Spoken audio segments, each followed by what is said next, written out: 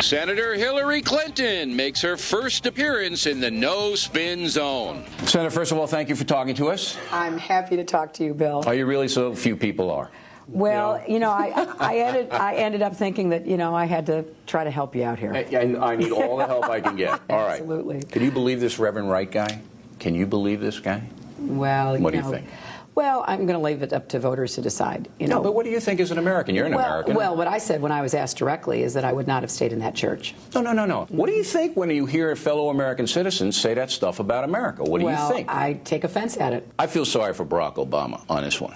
All right, I feel sorry for him. I think that he made his views clear, finally, that he disagreed, and I think that's what he had to do. You know you're going to bankrupt the country with HillCare, right, the health care program? You're going to bankrupt. Wait. You're going to bankrupt the country. Not. Look, that is so California, untrue. You're going to tell me President Clinton, Hillary Clinton, is going to, A, run this efficiently, and B, not bankrupt the country when California and New York are already bankrupt? How are you going to do that? Moses going to come down? Well, he could help, don't you think? Yeah, I mean, that's who you're going to need. On those tablets, here's what it's going to be written. If we don't get to universal health care, we will continue to bleed money. If we don't have more accountability, like through electronic medical records, we will never catch up to the fraud. If we don't make a decision right now that we're actually going to protect what is best about the American healthcare system, we won't recognize it in 10 or 20 years. It's a complicated issue, and I hope you can do it. But, Bill, it's a moral issue. It is and it isn't, though. Issue. I mean, there's a self-reliance that has to kick in. That's right. There is a self-reliance. I mean, I don't want to be paying for somebody who's taking heroin and drinking a bottle of gin a day. Your husband and I make a lot of money. Did you know that? I've heard that. Yeah, we make a lot of money.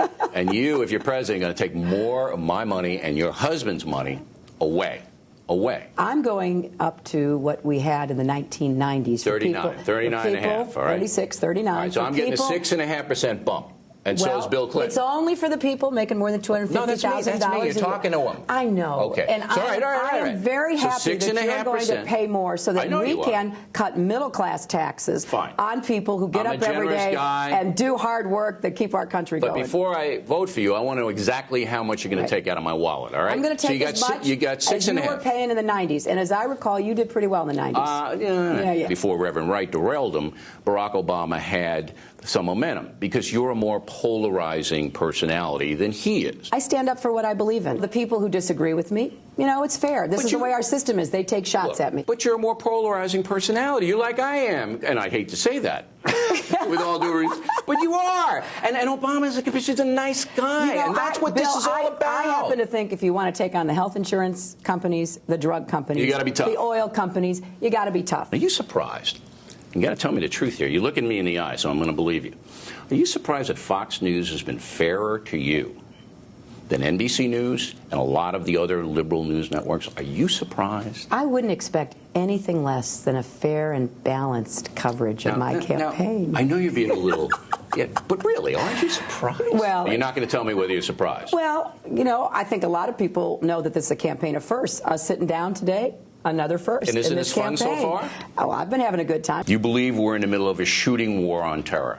Yes, absolutely. Okay. You and I are from New York. I bet. We lived through the horrors of 9/11. Dozens of people in my town dead. Every single day. Right.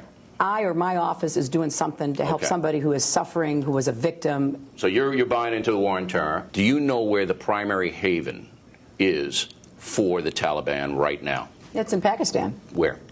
Well, it's along the border. There's a command and control. Do you know where it is? So where do you say it is? It's in Quetta.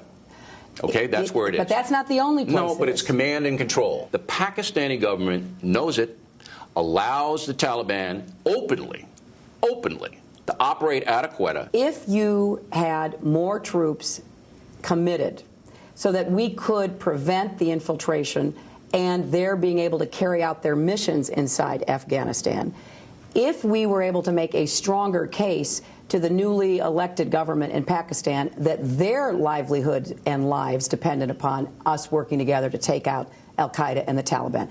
We didn't make that argument. We supported Musharraf through thick and through thin. I've met with Musharraf over and over again. He said all the right things. You just never got the follow-through. If we get an al-Qaeda big shot who won't talk, I'll dunk them in the water if there is, we believe, our intelligence agency believes there's an imminent attack. You won't dunk them in the water. You won't.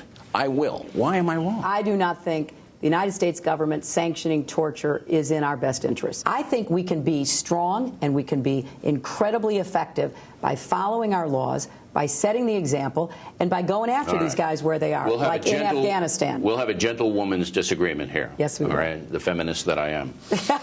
Yeah, I've heard that about you. And it's true. You going to crack down on those sanctuary cities? I'm going to try to get us to where we have a... Are you going to crack down on the sanctuary cities? No, I'm not, and I'll tell you why. I'm not, because the reason why a lot of those folks do it in New York, why do police officers turn a blind eye? Because they want them to report crimes. They want them to report crimes. Because doesn't override. Well, sometimes you have two competing values.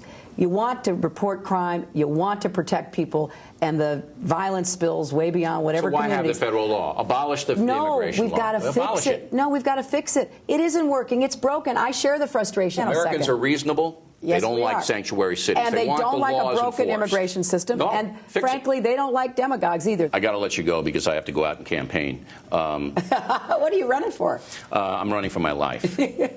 This is the most fun interview you've ever done. I know it is. I was going to say the most fun interview you've ever done. It is. Well, I don't know about that. Get on the record. No, I interviewed Cher one time, and that was just that must have been really It was fun. great. Yeah. Senator, thanks for taking the time. We really appreciate it. Thanks a lot, Bill.